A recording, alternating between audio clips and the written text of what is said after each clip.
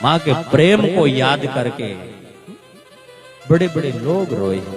कन्हैया भी है ना, जब द्वारका चले गए थे तब कन्हैया बहुत रोए थे, बहुत रोए थे कन्हैया। रुक्मणी ने धीरे से आकर के कहा ना क्या क्या तकलीफ है? कन्हैया जी आपको तकलीफ क्या है? पतिदेव क्या तकलीफ है? बोले माँ की याद आ रही है। इतनी रानी बैठी है, माँ की याद क्यों आ रही है? बोले माँ शाम को मैं सोता था ना तो मेरी माँ मुझे दूध पिलाती थी। रुक्मणी ने कहा इतनी दासी बैठी है, इतने सेवक बैठे, कौन मना कर रहा है, पीजिए ना दूध। कन्हैया ने कहा नहीं, माँ दूध पिलाती थी। ऐसा कह करके कहने के नैन झरने लगे।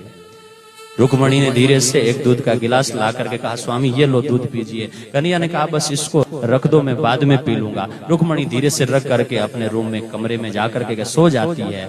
सुबह जब कन्हैया उठते हैं तो उठते ही मेरी माँ होती, आज मेरी माँ होती यहाँ, ऐसा कह करके फिर नैन बरसने लगे।